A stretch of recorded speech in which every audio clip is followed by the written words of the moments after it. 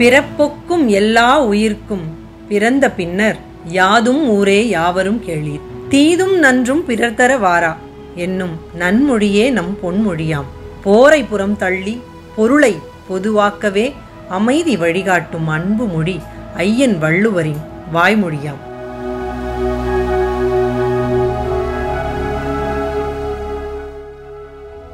அனைத்து ஜோதிட அறிஞர்களுக்கும் ஆர்வலர்களுக்கும் என்னுடைய பணிவான வணக்கங்கள். இப்போ நம்ம கேபி ஜோதிடம், அதாவது கேபி ஜோதிடத்தில் இருக்கிற உயர்கணித சார ஜோதிடம், இந்த மெத்தடில் மற்ற ஜோதிட முறைகளில் என்ன வித்தியாசம் இருக்குது, அதாவது பாரம்பரிய ஜோதிடம் அப்படின்னு சொல்கிறதுல 12 ராசி கட்டங்கள் இருக்குது. நவாம்சம் நட்சத்திர பாதங்களை வச்சு நவாம்சம் பிரிச்சிருக்கோம். ஒவ்வொரு பிளானட்டுக்கும் பார்வைகள் இருக்குது, அது எந்த இடத்த பார்க்குது. ஸோ ஒவ்வொரு பிளானட்டும் மற்ற 8 பிளானட்டோடு சேர்ந்துருக்கலாம். அந்த ஒவ்வொரு பிளானட்டு கூட இருந்து இத்தனாவது இடத்துல மாறி இருக்கலாம். பார்வைகள் வித்தியாசப்படலாம். அந்த மாதிரி நிறைய விஷயங்கள் இருக்கும். ஆனால் இந்த இரட்டை குழந்தைகளுக்கு மட்டும் எந்த வித்தியாசமும் தெரியாது நமக்கு. ஸோ அதை வச்சு நம்ம உங்களுக்கு இந்த கேபி பாவ தொடர்புகளை எக்ஸ்பிளைன் பண்ணால் ரொம்ப தெளிவாக விளங்கும். ஏன்னா ஒரே வயிற்றில் பிறந்த இரட்டை குழந்தைகள். நான் அதனால தான் ஹெட்டிங்கில் இரட்டை குழந்தைகள் ஜாதக அமைப்புனே கொடுக்கல. ஒரு 2 ஜாதகம்னே நீங்கள் நினச்சிக்கோங்க. அந்த 2 ஜாதகங்களில் பிளானட் எப்படி பொசிஷன் ஆகிருக்கு, டிகிரி வைஸ் ஏதாவது வித்தியாசம் இருக்குதா, எதில் நம்ம மாற்றம் கண்டுபிடிக்க முடியும் அப்படிங்கிறத சொல்லிவிட்டு, அந்த 2 ஜாதகமும் இரட்டை குழந்தைகள், ஒரு 5-6 நிமிட இடைவெளியில் பிறந்த குழந்தைகள். அந்த குழந்தைகளுக்கு அவங்களுடைய வாழ்க்கை முறைகளில் என்ன மாற்றம் இருக்குது, அந்த மாற்றம் இந்த சார்ட்டில் தெரியுதா, இதுதான் நம்ம பார்க்க போகிறோம். ஸோ இரட்டை குழந்தைகளில் முதல் குழந்தை பிறந்த அந்த நேரம் என்ன அப்படின்னு நம்ம பார்க்குறோம். அந்த டீட்டெயில்ஸை நம்ம ஃபஸ்ட்டு பார்த்தலாம். 2 சார்ட்டையும் அப்புறம் ஒன்றா வச்சுக்கிட்டும் நம்ம பார்க்கலாம். ஸோ அப்போ தான் அந்த வித்தியாசம் நமக்கு கண்டுபிடிக்க முடியும். அதாவது 12 ராசி கட்டங்களில் பிளானட்டினுடைய பொசிஷன் எந்த விதத்துலேயும் மாறாது. ஏன்னா சனி 2.5 வருஷம் பிளானட், செவ்வாய் 45 நாள் பிளானட், மற்றபடி சுக்கிரன் புதன் இதெல்லாம் ரொம்ப கம்மி. அதாவது ஒரு மாதக்கோள்கள்னு சொல்லுவோம். ஸோ மாதக்குள்ளே தான் இருக்கும். 27 நாள் 25 நாள் அப்படி தான் வரும். சந்திரன் மட்டும் ஒரு ராசியை கடக்கிறதுக்கு 2.25 நாள் எடுத்துக்குது. அதை தாண்டி மற்ற பிளானட்ஸ் எல்லாம் கொஞ்சம் அதிகமாக, சனி, ராகு, கேது, குரு இதெல்லாம் மட்டும்தான் வருடக்கோள்னு சொல்கிறோம். ஸோ அதனால தான் அதனுடைய பயிற்சிகளை நம்ம கணக்கிட்டு கோச்சார பலன்கள் அப்படின்னு சொல்லிட்டு நிறைய சொல்கிறாங்க இல்லையா. ஸோ அதனால தான் அது வருடக்கோளுங்கிறதுனால அதை சொல்கிறோம். ஆனால் எல்லா பிளானட்டும் மூவ் ஆகிட்டு இருக்குது. ஆனால் 5 நிமிடம் 6 நிமிடம் வித்தியாசங்களில் அந்த பிளானட் எந்த மாற்றத்தையுமே கொடுக்காது. எந்த மாற்றத்தையும் சாதாரண ஒரு மனிதர்கள், அதாவது ரொம்ப அறிவு ஜீவிகள், ரொம்ப அளவுக்கு அதிகமான அறிவு இருக்கிறவங்க, ரொம்ப இன்ட்யூஷன் பவர் இருக்கவங்க எதையாவது அதையும் போட்டு மாற்றி போட்டு பலன்கள் சொல்ல முடியும். எல்லாராலையும் சாதாரண மக்கள்கிட்ட எல்லார்கிட்டையும் ஒரு ஜோதிடர்கள் நார்மலாக படிக்கிற எல்லார்கிட்டையும் கொண்டு போய் கொடுத்தீங்கன்னா இரட்டை குழந்தைகள் ஒன்று டிகிரி வித்தியாசம் என்னன்னு கண்டுபிடிச்சி அதில் இருக்கிற விஷயங்களெல்லாம் மாற்றத்தை கண்டுபிடிச்சி ஒரு பலன்களை நிச்சயமாக சொல்ல முடியாது. ஆனால் இந்த பாவ கனெக்டிவிட்டின்னு சொல்லக்கூடிய இந்த உயர்கணித சார ஜோதிடத்தின் வழியாக அந்த விஷயங்களை ரொம்ப தெளிவாக சொல்ல முடிகிறத உங்கள் முன்னாடி நான் காட்டுறேன். ஸோ உங்களுக்கே இது எந்தெந்த பாவ முனைகளுக்கு வந்திருக்கேன்னா, பாவங்கள் தான் வேகமாக நகரக்கூடியது. ஸோ ஒரு பிளானட் பாவங்களில் வித்தியாசத்தை ஈஸியாக காட்டிட முடியும். அது எப்படி காட்ட முடியும், அந்த பிளானட் என்ன வந்திருக்கு, அந்த 2 பொண்ணுங்களில் ஒரு பொண்ணோட வாழ்க்கையில் என்னென்ன நடந்திருக்கு, இன்னொரு பொண்ணு வாழ்க்கை என்னென்ன நடந்திருக்கு, அது 2ஐயும் பார்க்கும்போது இந்த விஷயம் நான் ஒரு என்ன சொல்கிறது, உள்ளங்கை நெல்லிக்கனியாக அந்த பலன்கள் இருக்கிறது நம்மளால் பார்க்க முடியும். இப்போ பாருங்கள், இந்த குழந்தை பிறந்த தேதி 16/5/1998. இந்த குழந்தை பிறந்த நேரம் 2:36 PM. 10 செகண்ட் மட்டும்தான் நான் இன்க்ரீஸ் பண்ணியிருக்கேன். இந்த நேரத்தில் இந்த குழந்தை பிறந்திருக்கு. அவங்க கொடுத்துருக்குது 2:36க்கு பிறந்தது. ஏன்னா அந்த ஒரு சிசேரியனும் அந்த மாதிரிலாம் பண்ணி எடுக்கும்போது எல்லோரும் சொல்லுவாங்க, அப்படியே ரொம்ப டைம் மாறி இருந்தால் நீங்கள் எப்படி கரெக்ட் பண்ணுவீங்கன்னு. கண்டிப்பாக கரெக்ட் பண்ண முடியும். அதாவது இந்த பலன்களை நம்ம சொல்லும்போது இந்த மாதிரி ஒரு விஷயம், இவங்க இந்த மாதிரி வேலைக்கு போயிருப்பாங்க, அல்லது இவங்களுக்கு இந்த மாதிரி பொருளாதாரத்தை செலவு பண்ணுற குணம் இருக்கும், அல்லது இந்த சுக்கிரன் கெட்டு போயிருக்குது, அல்லது கேது கெட்டு போயிருக்கு, இந்த மாதிரி ஒரு விஷயம் நோயோ அது பிரச்சனைகளோ அவங்களுக்கு இருக்குதுன்னா அவங்களுக்கு இருக்கணும். இல்லைன்னா அது ரொம்ப பெரிய வித்தியாசம் இருக்காது. என்ன முன்ன பின்ன 1 minute ஒரு 30 seconds ஆர் 2 minutesக்குள்ளே தான் டிஃப்ரென்ஸ் இருக்கும். அதில் கொஞ்சம் லைட்டாக டிஃப்ரென்ஸ் செக் பண்ணி அந்த இடத்துல வச்சிட்டோன்னா அதுதான் அவங்க வாழ்க்கையிலோட எல்லா நிகழ்வுகளையும் கரெக்டாக சுட்டி காட்டும். இதுக்கு முன்னாடி நடந்த நிகழ்வுகளையும் சுட்டி காட்டும், எதிர்காலத்தை வர நிகழ்வுகளையும் நம்மளால் சொல்ல முடியும். அது எப்படி அப்படிங்கிறது இப்போ நான் சொல்ல போகிற விஷயங்களை ரொம்ப தெளிவாக எல்லாருக்கும் புரியும். இப்போது இந்த 2:36 PM அவங்க கொடுத்துருக்காங்க. சரி 10 செகண்ட் வைக்கிறோம், இது கரெக்டு தானே நம்ம ரீசெக் பண்ணிக்கலாம் அதுக்கப்புறம். ஏன்னா நம்ம போட்டுட்டு ஒரு பாவ தொடர்புகள் ஒரு கிரகங்களில் என்னென்ன பிளானட் கனெக்டிவிட்டி வரும், ஸோ அவங்க என்ன மாதிரி விஷயங்களுக்கு அவங்களோட லைஃப்பில் நடந்திருக்குது அது கரெக்டு தானே நம்ம ரீசெக் பண்ணிக்க முடியும். ஸோ மேலூரில் பிறந்திருக்காங்க. உத்திராடம் 1ஆம் பாதத்தில் தனுசு ராசியில் கன்னி லக்னத்தில் இந்த குழந்தை பிறந்திருக்கு. இவங்களோட ராசி நவாம்ச கட்டத்தை நீங்கள் பார்த்துக்கோங்க. ஸோ பிளானட்ஸ் எங்கெங்கே பொசிஷன் ஆகிருக்குது அப்படின்னு பார்த்துக்கோங்க. ஸோ அடுத்த இன்னொரு குழந்தை பிறந்த தேதி 16/5/1998. ஸோ அதே அம்மாவுக்கு பிறந்த அதே நாளில் பிறந்த குழந்தை தான் அப்படிங்கிறதுனால ட்விங்ஸுங்கிறதுனால தேதி மாற போகிறதில்ல. அளித்த நேரம் இந்த குழந்தை பிறந்ததாக அவங்க அளித்த நேரம் 2:40 PM. ஸோ மேலூரில் பிறந்திருக்காங்க. உத்திராடம் 1ஆம் பாதத்தில் அதே தனுசு ராசி கன்னி லக்னம் தான். ஸோ இவங்களுக்கு நான் ஆளுங்கிரகங்களை நேரம் திருத்தம் பண்ணியிருக்கிறது இங்கே பார்த்திங்கன்னா சந்திரனோட நிலைகளில் 2 குரு சுக்கிரன் புதன் இருக்கும். ஸோ அதனால் நான் அந்த இடத்துல அவங்களுக்கு குழந்தைக்கு 40 நிமிஷத்துலேருந்து 2 நிமிஷத்தை குருவை பிளேஸ் பண்ணியிருக்கேன். 2 குரு இருக்கிறதுனால அங்கே சப்லாடில் குருவை பிளேஸ் பண்ணியிருக்கேன். சப்லாடு ஆல்ரெடி புதனாகவே வந்திருக்கு. இங்கே ட்ரிபிள்எஸில் புதன் தான் இருக்குது, அங்கே புதன் வச்சுருக்கேன். 2 குரு இருக்கிறதுனால சப்லாடில் குரு வச்சுருக்கேன்.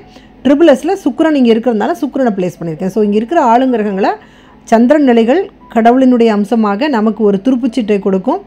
அது பிரசன்னம்னு சொல்லுவோம். ஸோ அதுக்கான நம்ம நேரத்தை 2:40 கொடுத்த நேரத்தை 2:42:45 செகண்டு அப்படின்னு வச்சுருக்கோம். ஸோ இது வச்சுருக்கோமே, நீங்கள் பாட்டுக்கு எதையாவது வச்சுக்கிறீங்களா, அது கரெக்டாக இருக்குமானா கரெக்டாக இருக்குதான்னு நம்ம இன்சிடென்ட்ஸை மேட்ச் பண்ணுறோம். மேட்ச் பண்ணுறது 5 நிமிஷமோ 10 நிமிஷமோ 30 நிமிஷமோ நம்ம மாற்றுறதில்ல. அந்த இடத்துல கொண்டு போய் நம்ம செட் பண்ணும்போது, இப்போ ஆளுங்கிறவங்கள நான் செட் பண்ணிவிட்டு சொல்லும் போதே அவங்களுக்கு கரெக்டாக தான் இருந்துச்சு. இப்படி தான் 99% கரெக்டாக தான் இருக்கும். அந்த 1% கூட 1 நிமிஷமோ 2 நிமிஷமோ அந்த பாயிண்டில் இவங்க இப்படி தான் பேசுவாங்க, இவங்களுடைய லக்ன சப்லாட் இதுவாக தான் இருக்கும், அந்த லக்ன சப்லானுடைய கனெக்டிவிட்டி இப்படி தான் இருக்கும் நம்ம சொல்லும்போது அவங்களுக்கு கரெக்டாக தான் இருக்கும். அது நம்ம ரொம்ப எளிமையாக பார்க்க முடியும். இப்போ ஒன்றும் இல்லை, இப்போ 2ஆம் பாவம் ஒருத்தவங்களுக்கு 1-5-9 தொடர்பு கொள்ளுதுன்னு வச்சுக்கோங்களேன். தான் நின்ற நட்சத்திரம் உபநட்சத்திரம் வழியாக பாவங்கள் 1-5-9னா டெஃபினட்டாக அவங்க பொருளாதாரத்தை தண்ணி மாதிரி செலவு பண்ணுறவங்களாகவும் கையில் எப்போவுமே காசு இல்லாதவங்களாகவும் தான் இருப்பாங்க. ஸோ அந்த பாயிண்ட்டை நம்ம அவங்ககிட்ட சொல்லும்போது அவங்க ஆமான்னு சொன்னாங்கன்னா ஜாதகம் கரெக்டு. கொஞ்சம் முன்னாடியோ கொஞ்சம் பின்னாடியோ மாற்றினீங்கன்னா பாவ தொடர்புகள் வேறையாக வந்துடும். அவங்க சிக்கனமாக இருக்கிறவங்களா இருந்துடலாம், 4ஆம் பாவம் கனெக்ட் ஆகிடும். நிறைய காசு பணம் சேர்த்து வைக்கிறவங்களா, காசே செலவு பண்ணாதவங்களா ஆகிடும். கொஞ்சம் முன்னாடி போனாலும் கொஞ்சம் பின்னாடி வந்தாலும் அந்த 1-5-9 வராது. அப்போ இவங்க இப்படி தான் அந்த ஒரே ஒரு பாயிண்ட்லேயே நமக்கு ஈஸியாக தெரிஞ்சிடும். எக்ஸாம்பிளுக்கு சொல்கிறேன், 6ஆம் பாவம் ஒரு 1-5-9 அவங்க வேலைக்கு போக முடியாது. வேலைக்கு கொஞ்ச நாள் நட்சத்திர சம்மோர அதாவது அந்த 6ஆம் பாவ சப்லாடு நட்சத்திரமாக ஒரு வேலை ஒரு 6ஆம் பாவத்தை காட்டி உபநட்சத்திரம் 1-5-9 காட்டினா கொஞ்ச நாளைக்கு வேலைக்கு போயிருப்பாங்க. அதுக்கப்புறம் ஏதோ ஒரு காரணம் சொல்லி நான் விட்டுட்டேன்னு சொல்லுவாங்க. அது சொல்லும்போது அவங்களுக்கு கரெக்டாக இருக்கணும். இதே 6ஆம் பாவம் நின்ற நட்சத்திரம் உபநட்சத்திரம் வழியாக கர்ம திரிகோண பாவத்தை 2-6-10 தொடர்பு கொள்ளுதுன்னா கண்டிப்பாக நல்ல வேலைக்கு போய் தான் இருக்கணும் அவங்க. அது அவங்களுடைய விதி கொடுப்பினேன். கொஞ்சம் முன்னாடி தள்ளி வச்சாலும் கொஞ்சம் பின்னாடி தள்ளி வச்சாலும் அவங்க போயிருக்க வாய்ப்பு இல்லை. ஸோ அதே மாதிரி நட்சத்திர சமூகம் 9ஆம் பாவத்தை கட்டினா ரொம்ப நாள் வேலை கிடைக்காது. லேட்டாக செகண்ட் ஹாஃபில் 2-6-10 இருந்தால் செகண்ட் ஹாஃபில் வேலை கிடைக்கும், கொஞ்சம் லேட்டாக வேலை கிடைக்கும். 30-32 வயசு வரைக்கும் வேலை இல்லாமல் இருப்பாங்க. அப்படி சொன்னால் ஆமான்னு தான் சொல்லுவாங்க. அதில் நீங்கள் முன்னாடியோ பின்னாடியோ டைம் தப்பாக நீங்கள் வச்சிங்கன்னா அந்த அந்த அந்த இன்சிடென்ட்ஸ் மேட்ச் ஆகாது. அதுக்கப்புறம் நீங்கள் பலன்கள் சொல்லி பாருங்கள், எல்லாமே அந்த டைம் அதுக்கப்புறம்லாம் நீங்கள் மாற்றவே வாழ்க்கையில் அதுதான் அவங்க பிறந்த நேரம், எல்லா இன்சிடென்ட்ஸும் மேட்ச் ஆகும். ஸோ இதுதான் நம்ம உயர்கணித சார ஜோதிடத்தின் வழியாக நம்ம முக்கியமாக நம்ம பார்க்க வேண்டியது. இந்த 2 ஜாதகத்துலேயும் குரு 28 டிகிரி 29 கலை 44 விகலையில் இருக்குது. சுக்கிரனை பார்த்துக்கோங்க, 20 டிகிரி 28 கலை 9 விகலையில் இருக்குது. சூரியன் ஒரு கர்மத்துக்கு முக்கியமான ஒரு பிளானட், முக்கியமாக ஒரு கவர்மெண்ட் ஜாபுக்கு முக்கியமான பிளானட், 1 டிகிரி 29 கலை 15 விகலையில் இருக்குது. சனியை பார்த்துக்கோங்க, 3 டிகிரி 35 கலை 10 விகலையில் இருக்குது. இப்போது இதுவே அந்த பொண்ணுக்கு என்ன மாதிரி பெரிய மாற்றங்கள் ஏதாவது இருக்குதா அப்படின்னு அந்த விஷயத்தை நம்ம பார்த்தோன்னா உங்களுக்கு நிறைய வித்தியாசம் உங்களுக்கு புரியும். ஏதாவது மாறுதான்னு நீங்கள் பார்த்துக்கோங்க. இந்த பொண்ணுக்கு இங்கே பாவங்களில் நீங்கள் பாருங்கள், 28 டிகிரி 29 கலை 41 விகலை. ரொம்ப மைல்டு. அது விகலையில் தான் டிஃப்ரென்ஸ் இருக்குது. சுக்கிரன் பாருங்கள் 20 27 51 விகலை. 20 டிகிரி 27 கலை 51 விகலை. ரொம்ப மைல்டாக, அதாவது ஒரு பாயிண்ட் மாறலாம், 2 பாயிண்ட் மாறலாம், அது கூட விகலையில் தான். பெரிய மாற்றம் இருக்கவே இருக்காது. அது சனி மாதிரி பிளானட்டு, அதெல்லாம் வந்து பெரிய சேஞ்சஸே இருக்காது, அப்படியே தான் இருக்கும். 3 டிகிரி 35 கலை 48 விகலையில் இருக்கும். செவ்வாய் பார்த்திங்கன்னா 36 52. ரொம்ப 1 2 தான் விகலையில், அது வந்து ஒரு பெரிய மாற்றத்தை கொடுக்கவே கொடுக்காது. சூரியன் 1 28 59. அதில் என்ன இருக்குதுன்னு நீங்கள் பார்த்துக்கிட்டீங்க. நல்லா டிஃப்ரென்ஷியேட் பண்ணி நீங்கள் பார்த்துக்கோங்க, பெரிய மாற்றம் இருக்காது. சந்திரனையும் நீங்கள் அங்கேயும் ரெண்டுத்தையும் நீங்கள் செக் பண்ணி பார்த்துக்கோங்க. அதில் என்ன சந்திரன் டிகிரி இருக்குது, இப்போ இதில் இருக்கிற டிகிரி 26 42 24. ஸோ 2 டிகிரியை நீங்கள் கம்பேர் பண்ணி பார்த்துக்கோங்க என்ன ஒரு வித்தியாசம் இருக்குதுன்னு. சந்திரன் தான் இருக்கிறதுலையே வேகமாக நகரக்கூடியது, அதில் உங்களுக்கு என்ன வித்தியாசம் இருக்குதுன்னு நீங்கள் இப்போ பார்த்துக்கோங்க. ஏன்னா சந்திரன் 26 42 24 இல்லையா? இப்போ நீங்கள் அங்கே என்ன பார்க்குறீங்கன்னு பார்த்துக்கோங்க. இப்போ இங்கே பாருங்கள் 26 45 கலை 58 விகலை. ஸோ இந்த இடத்துல தான் கொஞ்சம் மற்ற பிளானட்ஸ் கம்பேர் பண்ணும்போது சந்திரன் மட்டும் தான் கொஞ்சம், அதாவது அது கூட கலையில் மாற்றம் இருக்கும். அது 42 கலை இருந்துச்சு, இது 45 கலை இருக்குது. அவ்வளோதான், 3 கலை மட்டும் மாறி இருக்குது, அவ்வளோதான். சந்திரன் மட்டும்தான் கொஞ்சம் டிஃப்ரென்ஸ், அந்த ஒரு 2-3 கலை வித்தியாசம் வர்றது அதில் மட்டும்தான். மற்றதெல்லாம் ரொம்ப விகலையில் ரொம்ப கம்மி. சில பிளானட்ஸ் சேஞ்சே ஆயிருக்காது. அந்த வருடக்கோள்லாம் ரொம்ப பெரிய மாற்றம், ராகு கேது சனியெல்லாம் பெரிய மாற்றம் இருக்கவே இருக்காது. ரொம்ப இந்த மாதக்கோளில் கொஞ்சம் லைட்டான டிஃப்ரென்ஸ் இருக்கும். அதுவும் செவ்வாய் கூட 45 நாள், அது கூட ரொம்ப பெரிய டிஃப்ரென்ஸ்லாம் தெரியாது. ஸோ இதுதான் 2 இதுலேயும் நாம் ஒரு பாரம்பரிய ஜோதிடத்தில் இந்த ரெட்டை குழந்தைகளில் அதுவும் டைம் என்ன, அது 36, இது 42 45. அப்போ என்ன அர்த்தம், 6 நிமிஷம் 45 செகண்ட்ஸ் வந்து அந்த குழந்தைங்க வித்தியாசத்தில் பிறந்திருக்காங்க. இப்போ அவ்வளோ நேரம் 6 நிமிஷம் 45 கலை வித்தியாசமான ஒரு குழந்தைக்கு எந்த பிளானட்ஸும் சேஞ்ச் ஆகலை. அப்போ எதை வச்சு ஒரு குழந்தைங்கள நம்ம ரொம்ப அழகாக வித்தியாசப்படுத்த முடியும்னா, ஒவ்வொரு பிளானட்டும் எந்த பாவ முனைகளை வந்து தன் கையில் வச்சுருக்குதுங்கிறத பொறுத்து மாற்றங்கள் ரொம்ப எளிமையாக பார்க்க முடியும். என்ன காரணம் அப்படின்னா, நம்ம எப்போதுமே எல்லாரும் பாரம்பரியத்தில் என்ன பார்க்குறோன்னா, 12 ராசிக்குள்ளே இருக்கிற பிளானட்ஸை வச்சு 30 டிகிரிக்குள்ளே உட்காந்துருக்கு, எங்கே உட்காந்து 0 டிகிரியில் வேணால் உட்காந்துருக்கட்டும் அதே ராசியில், 30 டிகிரியில் வேணால் உட்காந்துருக்கட்டும் அதே ராசியில், அங்கேருந்து எல்லாமே கரெக்டாக இவர் குருவாக இருந்தால் அப்படியே அது 0 டிகிரியில் ஆரம்பித்தா கூட அது 5வது இடத்த பார்க்குது, 7வது இடத்த பார்க்குது, 9வது இடத்த பார்க்குதுன்னு சொல்லிடுவாங்க. ஆனால் அந்த ஒரு டிஸ்டன்ஸ் இருக்குது இல்லையா, 0 டிகிரிக்கும் 30 டிகிரியில் அதே பிளானட் 29 டிகிரி 30 கலையில் உட்காந்துருக்குன்னு வச்சுக்கோங்க. அது முடிகிற நேரத்தில் இருக்கும் குரு, அது அதே இடத்துல கரெக்டாக பார்க்குமா, 5 7 9லே பார்வை இருக்கும்போது கண்டிப்பாக அதில் சேஞ்சஸ் இருக்கும் இல்லையா. என்ன தான் நீங்கள் நவாம்சத்தில் மாற்றி போட்டிங்கனாலும் எல்லாரும் நவாம்சத்தை பார்த்தே முதல்ல நவாம்சத்தில் பார்த்து அட்லீஸ்ட் ஓரளவுக்கு பலன்கள் சொன்னாலும் ஓரளவுக்கு கரெக்டாக இருக்கும். நான் நவாம்சத்துக்கெல்லாம் போகிறதே இல்லை, எல்லாருமே இந்த 12 பாவ ராசி கடத்தை வச்சு தான், நம்ம 12 ராசி கடத்தை வச்சு தான் சொல்கிறாங்க பலன்கள். அதுலேருந்து தான் அது எங்கே உச்சம் அடையுது, எங்கே நீசம் அடையுது, எங்கே பார்வை இருக்குதுன்னு நம்ம பலன்கள் சொல்கிறாங்க. முதல்ல அந்த அளவுக்கு ஒருத்தர் வந்து கொடுத்தாங்கன்னா அவங்களுக்காக மெனக்கெட்டு உட்காந்து அவங்களுக்காக டைம் ஒதுக்கி 1/2 மணி நேரம் 1 மணி நேரம் அவங்க வாழ்க்கை நம்ம கையில் கொடுத்துருக்காங்க அப்படிலாம் சொல்கிறதே இல்லை. எவ்வளோ பெரிய பெரிய ஜோதிடர்கள் கூட தப்பாக சுத்தமாக சம்மந்தமே இல்லாமல் பலன்கள் சொல்லி நம்மக்கிட்ட வந்து பலன்கள் பார்க்குறவங்க எவ்வளோ பேர் இருக்காங்க. ஸோ அது வந்து பார்த்த அத்தனை பேருக்கும் தெரியும். இந்த யூடியூப் பார்த்தாங்கன்னா கண்டிப்பாக பார்த்துருந்தாங்கன்னா அவங்களுக்கு கண்டிப்பாக தெரியும் என்ன மாற்றம் இருக்குதுன்னு. இதை புரியவே இல்லைன்னு 1000 பேர்த்தில் ஒருத்தர் தான் சொல்ல முடியும். சரியாகவே இல்லைன்னு அதை கம்பேர் பண்ணணும்னு நினைக்கிறவங்க ஒரு 1000 பேர்த்து 2 பேர் தான் சொல்ல முடியும். மற்ற அத்தனை பேருக்குமே தெரியும் இந்த ஜோதிடத்தில் என்ன வித்தியாசம் நாங்கள் சொல்லியிருக்கோம் அப்படிங்கிறது கண்டிப்பாக தெரியும். இப்போ பார்த்திங்கன்னா இந்த முதல்ல பார்த்த பெண் இருக்காங்க இல்லையா, முதல் பிறந்த பொண்ணு இருக்காங்க இல்லையா, அவங்க வந்து விஏஓவாக இருக்காங்க. இப்போ நம்மக்கிட்ட வந்ததே அந்த பெண்ணுக்கு வந்து 2 பேரும் ட்வின்ஸு. 2வது குழந்தைக்கு வந்து இப்போ நடக்கிறது 2 பேருக்கும் 27 28 வயசு இல்லையா. 10 வருஷத்துக்கு முன்னாடியே 2வது குழந்தைக்கு கல்யாணம் ஆகிட்டு 2 குழந்தை இருக்குது. ஆனால் அந்த பொண்ணு 12வது தான் படிச்சிருக்குது, படிக்கலை. லக்னபாவ ஆரம்ப முனை எந்த சப்ளாட் விழுந்திருக்குது, அந்த பிளானட் எந்த நட்சத்திரத்தில் நிற்குதோ அது எந்தெந்த சப்ளாடுக்கு வந்திருக்குதுன்னு நம்ம ஒரு வித்தியாசம் காமிக்கிறோம் இல்லையா, அது எல்லாம் இந்த பாவ முனைகளை வச்சு தான் நமக்கு சேஞ்சஸ் காட்ட போகிறோம். இப்போ லக்னம் 4:55, அந்த குழந்தைக்கு 6க்கு மேலே 6:35, அப்போ 2 கிட்டத்தட்ட 1.25 டிகிரி 1.5 டிகிரிக்கு மேலே அது வித்தியாசம் காட்டுது இல்லையா.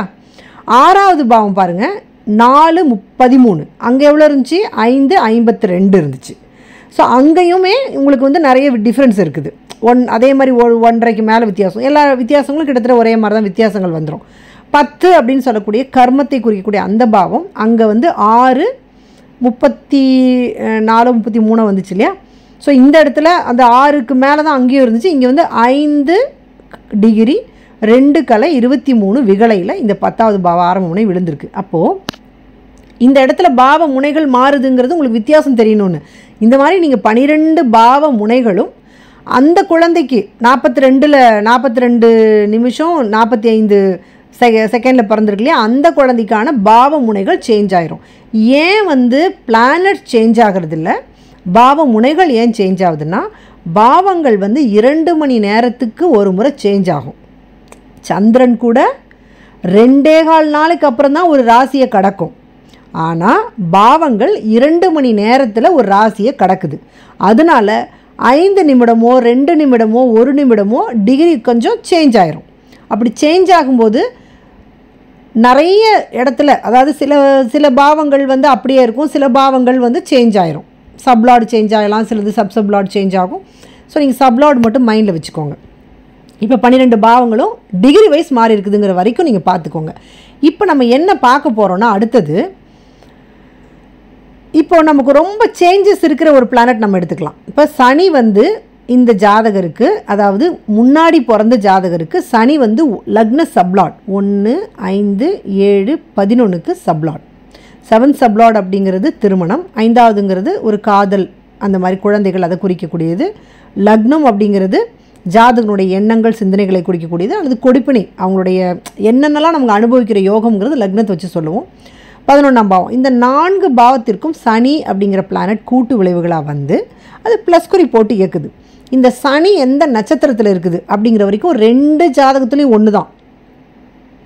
இப்போ அந்த ஜாதகத்தில், அந்த பொண்ணோட ஜாதகத்தில் பார்க்குறதுக்கு முன்னாடி இது முதல்ல என்னென்ன நட்சத்திரம் உபநட்சத்திரத்தில் இருக்குதுன்னு தொடர்பு கொண்டதுன்னு பார்க்கலாம். இதுதான் இந்த பொண்ணு வேலை செய்யுது, அதனால் என்ன முக்கியமான விஷயத்தை பார்த்துடலாம், கொடுப்பினை அப்படிங்கிறது எப்படி இருக்குதுன்னு பார்த்துடலாம். இப்போ இந்த பொண்ணுக்கு சனி கேதுவோட ஸ்டாரில் தான் இருக்குது, சூரியனோட சப்லாடில் இருக்குது, தொடர்பு 4, 8, 10, 12. இதுக்கு என்ன காரணம்னா, சனி கேதுவோட ஸ்டாரில் இங்கே இருக்குதுன்னா அந்த பொண்ணுக்கும் 2வது பிறந்த குழந்தைக்கும் சனி கேதுவோட ஸ்டாரில் தான் இருக்கும். ஆனால் எங்கே அந்த மாற்றம் கிடைக்குது அப்படின்னு பார்த்தீங்கன்னா, அந்த சனி நின்ற கேது வந்து எந்தெந்த பாவ முனைகளுக்கு சப்லாடாக வந்திருக்குதா அல்லது ஸ்டார்லாடாக வந்திருக்குதா நம்ம பார்க்குறோம்ல, அந்த இடத்துல தான் வித்தியாசப்படும். இந்த பொண்ணுக்கு, அதாவது வேலைக்கு போகக்கூடிய இந்த பொண்ணுக்கு என்ன ஆகுது, திருமணம் ஆகாத பொண்ணு, வேலைக்கு போகுது ஆனால் திருமணம் ஆகலை. இந்த பொண்ணுக்கு சனி நின்ற நட்சத்திரம் கேது எந்த பாவ முனைகளுக்கும் சப்லாடாக வரலை. ஆனால் 4, 8, 12க்கு ஸ்டார்லாடாக வந்திருக்கும். அப்போ அந்த இடத்துல ஒரு 4, 8, 12ங்கிற ஒரு விஷயம் இருக்குது. அது லக்னம் 4, 8, 12 நட்சத்திரமாக தொடர்பு கொள்ளுது. 5ஆம் பாவம் காதல் அந்த மாதிரி விஷயங்களும் 4, 8, 12 கேதுவோட, அதுவும் கேதுங்கிற ஒரு பிளானட் 4, 8, 12 தொடர்பு கொள்ளும்போது ஒரு உடனே அந்த தாம்பத்திய வாழ்க்கையை கொடுத்துறாது. 7ஆம் பாவம் ஜோடிங்கிறதும் அது நமக்கு எல்லாம் கூட்டு விளைவுகளாக அந்த 4, 8, 12 இருக்கும்போது கொஞ்சம் வலிமையாக திருமண வாழ்க்கையை தடுக்குது அப்படிங்கிற ஒரு விஷயம் நமக்கு தெரிஞ்சுக்கலாம். அது சனியாக இருந்து தடுக்கும் போது இன்னும் அதிகம். ஏன்னா சனி ஸ்லோ மூவிங் பிளானட், நார்மலாகவே சனி வந்தாலே லேட் ஆகும்னு சொல்லுவோம். அது 4, 8, 12 தொடர்பு கொள்ளும்போது இன்னும் அதிகமான லேட் ஆகும் அப்படின்னு நம்ம சொல்கிறோம். இப்போ சனி நின்ற உபநட்சத்திரம் பார்த்திங்கன்னா சூரியன் 10ஆம் பாவம், அங்கே கர்மத்தை தான் தொடர்பு கொள்ளுது.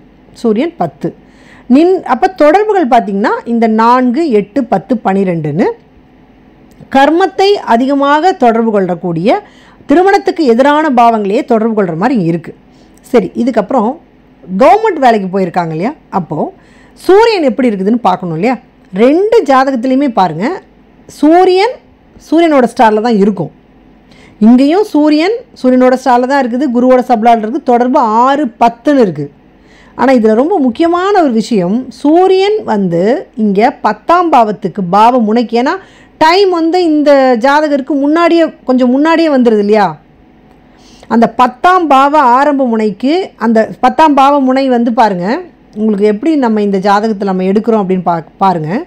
10ஆம் பாவத்துக்கு வந்து நட்சத்திரம், 10ஆம் பாவம் விழுந்த இடம் நட்சத்திரம் வந்து செவ்வாயுடைய நட்சத்திரம் மிருகசீரிசத்தில் விழுந்திருக்கும். நல்லா பார்த்துக்கோங்க நம்ம எப்படி எடுக்கிறோன்னு. 10ஆம் பாவ ஆரம்ப முனை அந்த இடத்துல நமக்கு இருக்கிற நட்சத்திரம் மிருகசீரிசம், 4வது பாதம். அந்த மிருகசீரிச நட்சத்திரங்கிறது செவ்வாயுடைய நட்சத்திரம். செவ்வாயுடைய நட்சத்திரத்தை நம்ம 9 பகுதியாக பகுத்து கரெக்டாக அந்த பாவமுனை எங்கே விழுந்ததுன்னு கண்டுபிடிக்கிறோம். இது ஏன் இப்படி கண்டுபிடிக்கிறோம் அப்படின்னா, நம்ம முன்னோர்கள் யாருமே குறைந்தவர்கள் அல்ல. முன்னோர்கள் ஏற்கனவே தசாபுதிகளை இப்படி தான் எடுக்கிறாங்க. நீங்கள் ஒரு தசையில் பிறந்தீங்கன்னா இந்த தசையில் பிறந்தீங்கன்னு சொல்கிறது நட்சத்திரம். எந்த புத்தியில் சொல்கிறீங்கிற எந்த புத்தியில் பிறந்திருக்கீங்கன்னு நம்ம கண்டுபிடிக்கிறது தான் ஒரு சந்திரன் ட்ராவல் ஆகும். ஃபஸ்ட்டு சந்திரன் வந்து ஒரு குருவோட நட்சத்திரத்தில் முதல் 1 டிகிரி 46 கலை 40 விகலைக்குள்ளே அந்த குழந்தை ட்ராவல் ஆகி பிறந்துருந்துச்சுன்னா குரு தசையில் குரு புத்தியில் பிறந்துச்சின்னு சொல்லுவோம். அந்த புத்திங்கிறது தான் சப்லாட் அப்படின்னா இன்னொரு உப பிரிவு அப்படின்னு அர்த்தம். உப நட்சத்திரம்னு சொல்கிறது வேறு ஒன்றும் இல்லை. அது அந்த நட்சத்திரத்தில் மற்ற எல்லா பிளானட்டுக்கும் பங்கு இருக்குது. அந்த உப பிரிவில் அந்த குழந்தை பிறந்திருக்குதுங்கிறது தான் தசை புத்திகள்னு சொல்கிறோம். அந்த 1 46 40 கலைகள் தாண்டி பிறந்திருந்துச்சு அப்படின்னா, அதாவது 2 டிகிரி அந்த அடுத்த 2 டிகிரிக்கு மேலே அது பிறந்திருக்கும் போது சனியினுடைய பிரிவில் குரு தசையில் சனியினுடைய பிரிவில் பிறந்திருக்குது. அதாவது குருவோட நட்சத்திரத்தில் அந்த குழந்தை பிறக்கும்போது ஜென்ம நட்சத்திரமாக பிறந்திருந்தா முதல் தசை குரு தசைன்னு உங்களுக்கு எல்லாருக்குமே தெரியும். முதல் பிரிவு என்பது அந்த குருவினுடைய முதல் பகுதிக்குள்ளே அது 1:46க்குள்ளே பிறந்திருந்தா முதல் பிரிவில் பிறந்தது குரு தசை குரு புத்தி. 1:46 40 கலைகள் தாண்டி பிறந்துச்சுன்னா அது சனியினுடைய பகுதியில் பிறந்திருக்குது. சனி வந்து முடிஞ்சு 2 டிகிரி 6 கலை 40 விகலை தாண்டி பறக்குதுன்னு வச்சுக்கோங்களேன். சனி தாண்டி பறக்குதுன்னா புதனுடைய பிரிவில் பறக்குது அப்படின்னு அர்த்தம். புதனோட பிரிவில் நம்ம பிறந்துச்சுன்னா அது வந்து புதன் புத்தியில் பிறந்திருக்குது. குருதசை புதன் புத்தி. அப்போ இதெல்லாமே இந்த புத்திங்கிறது தான் உப பிரிவு அல்லது உப நட்சத்திரம். நட்சத்திரம் உப நட்சத்திரம் அவ்வளோதான். நட்சத்திரத்திற்குள்ளே இருக்க உப பிரிவுன்னு அர்த்தம், வேறு ஒன்றும் இல்லை. அந்த மாதிரி இங்கே 10ஆம் பாவ ஆரம்ப முனை அந்த இடத்துல தொடங்கும். இந்த மாதிரி தான் 12 பாவ ஆரம்ப முனையும் எந்த நட்சத்திரத்தில் எடுக்கிறோம் இருக்குதுன்னு பார்த்துடணும். அந்த பாயிண்ட்டு அந்த நட்சத்திரத்துலேயும் 9 பகுதியாக பிரித்து எப்படி சந்திரன் பயணிக்கிறத கரெக்டாக நம்ம அந்த முன்னோர்கள் வந்து தசை புத்தின்னு பிரித்தாங்களோ அதே மெத்தடில் தான் ஒவ்வொரு பிளானட் உட்கார்ந்துருக்கிற நட்சத்திரத்தையும் எடுத்து கரெக்டாக எங்கே உட்கார்ந்துருக்குதுன்னு நம்ம எடுக்கிறோம். அதாவது 12 பாவ ஆரம்ப முனையும் எந்த நட்சத்திரத்தில் விழுந்திருக்கு, அதுலேயும் பர்டிகுலராக எந்த பிரிவில் இருக்குது, அதுதான் 12 பாவ சப்லாடை முதல்ல நம்ம எடுத்துக்கிறோம். அந்த சப்லாடும் இந்த ஜாதகத்தில் எங்கே உட்கார்ந்துருக்குது, எந்த நட்சத்திரத்தில் உட்கார்ந்துருக்குது, பர்டிகுலராக எந்த பகுதியில் உட்கார்ந்துருக்குது அப்படின்னு நம்ம எடுத்து தான் அந்த பிளானட்டோட பாவ கனெக்டிவிட்டியை கொண்டு வரோம். இந்த அளவுக்கு ஆழமாக போகிறோம். நாம் யாரும் ராசியை 30 பிரிக்கிறது இல்லை. இது சம்மந்தமே இருக்காது. நம்ம இந்த உயர்கணித சார ஜோதிடம் அது வந்து ரொம்ப நுணுக்கமாக படிக்கிறவங்களுக்கு எல்லாருக்குலாம் புரியாது. அது வந்து ரொம்ப நுணுக்கமாக ஆழமாக ஜோதிடத்தை பார்க்குறவங்களுக்கு தான் புரியும். அது சாதாரண விஷயம் இல்லை, அது புரிஞ்சுக்கிறது. இந்த அளவுக்கு பார்த்தா தான், இந்த அளவுக்கு மெனக்கெட்டால் தான் ஒருத்தருடைய வாழ்க்கையை நம்ம சரியாக நம்ம ஐடென்டிஃபை பண்ண முடியும். ஸோ இப்போ பாருங்கள், இந்த ஜாதகத்தில் 10ஆம் பாவத்தை இப்போ சூரியன் நம்ம எடுத்துக்கிட்டோம். சூரியனோட ஸ்டாரில் தான் இருக்குது, சரிங்களா? இப்போ சூரியன் கிருத்திகை நட்சத்திரத்தில் 2ஆம் பாவத்தில் இருக்குது. கரெக்டாக எந்த இடத்துல விழுந்திருக்குது அப்படின்னு நம்ம பார்க்கணும். அப்போ சூரியன் கிருத்திகை நட்சத்திரத்தில் இருக்குது. சூரியனுடைய முதல் பிரிவு தாண்டி அடுத்த பிரிவு சந்திரனோட பிரிவு தாண்டி அதுக்கப்புறம் செவ்வாயோடைய பிரிவு தாண்டி ராகுவோட பகுதி தாண்டி, அதாவது நட்சத்திரம் கிருத்திகை தான், அதில் அது சூரியன் முதல் பிரிவு, சந்திரன், செவ்வாய், ராகு முடிஞ்சு குருவோட பிரிவில் சூரியன் நிற்கிறாருன்னு அர்த்தம். அப்போ சூரியன் நின்ற நட்சத்திரம் சூரியன் பர்டிகுலராக குருவோட உப பகுதியில் நிற்குது அப்படின்னு நம்ம கண்டுபிடிக்கிறோம். ஸோ இப்படி தான் நம்ம ஒரு பாவ கனெக்டிவிட்டியை எடுக்கிறோம். ஸோ இப்படி எடுக்கும்போது அந்த நின்ற நட்சத்திரம் இருக்குது பார்த்தீங்களா, சூரியன் நின்ற நட்சத்திரம் இந்த ஜாதகத்தில் எங்கேயாவது சப்லாடாக வந்திருக்குதா சூரியன் பார்த்தீங்கன்னா, இது 12 பாவ ஆரம்ப முனைகளில் 10ஆம் பாவத்துக்கு சப்லாடாக வந்திருக்குது. இந்த ஜாதகத்தில் 10ஆம் பாவம் நின்ற 10ஆம் பாவத்துக்கு வந்திருக்கிற அந்த பாயிண்டில் இருக்கிற நட்சத்திரத்தை 9ஆக பகுக்கும்போது அது சூரியனோட பிரிவில் விழுந்திருக்குது.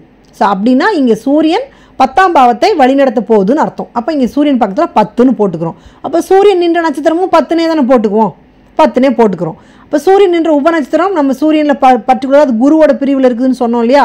அப்போ குரு இந்த ஜாதகத்தில் எந்த பாவமுனைக்காவது சப்லாடாக வந்திருக்குதானே, எந்த பாவமுனைக்கும் சப்லாடாக வரலை. அது 6ஆம் பாவமுனையில் ஜஸ்ட் அமர்ந்து இருக்குது. அப்போ அதையும் நம்ம எழுதிக்கிறோம். அப்போ இதனுடைய பணி வந்து 6, 10ன்னு கிடைக்குது. ஒரு கர்ம பாவங்களை தொடர்பு கொள்ளுது. அப்போ இந்த பொண்ணுக்கு அரசாங்க பணியில் வேலைக்கு போகிறதுக்கான எல்லா வாய்ப்புகளும் இருக்குது. அதனால தான் இந்த பொண்ணு விஏஓ வேலைக்கு போயிருக்கு. இப்போ உங்களாலே சொல்ல முடியும், சூரியன் நல்ல கர்ம திரிகோண பாவத்தை தொடர்பு கொண்டிருந்தாலோ அல்லது 3, 7, 11ன்னு இருக்கக்கூடிய அந்த பாவங்களை தொடர்பு கொண்டால் இந்த கவர்மெண்ட் துறையில் ஏதாவது ரெக்கார்டு எழுதுறதுன்னு ஒரு மிதமான வேலைக்கு போயிருக்கும். இது வந்து ஒரு ஆளுமை திறனுள்ள விஏஓங்கிறது ஒரு ஆளுமை திறனுள்ள வேலைக்கு அந்த பொண்ணு போயிருக்குது. ஆனால் திருமணம் நடக்கலை. ஏன் திருமணம் நடக்கலை? சனி பார்த்திங்கன்னா 7 சப்லாடாக இருந்து 4, 8, 10, 12 தொடர்பு கொள்ளுது. செவ்வாய் பார்த்திங்கன்னா 4th சப்லாடாக இருந்து 4ஆம் பாவம் தாம்பத்தியத்துக்கு கொஞ்சம் எதிரானதாக இருந்தாலும் அது தொடர்புகளும் நல்லா இல்லை. நின்ற நட்சத்திரம் 10, நின்ற உபநட்சத்திரம் ராகு 8 தொடர்பு கொண்டு 4, 8, 10ன்னு தாம்பத்திய சிறப்பாக கொடுக்கறதுக்கு இல்லை. லக்னமும் சரியில்லை, 7ஆம் பாவமும் சரியில்லை. செவ்வாய் கலத்திரக்காரகனும் இது 4, 8, 10 இருக்குது.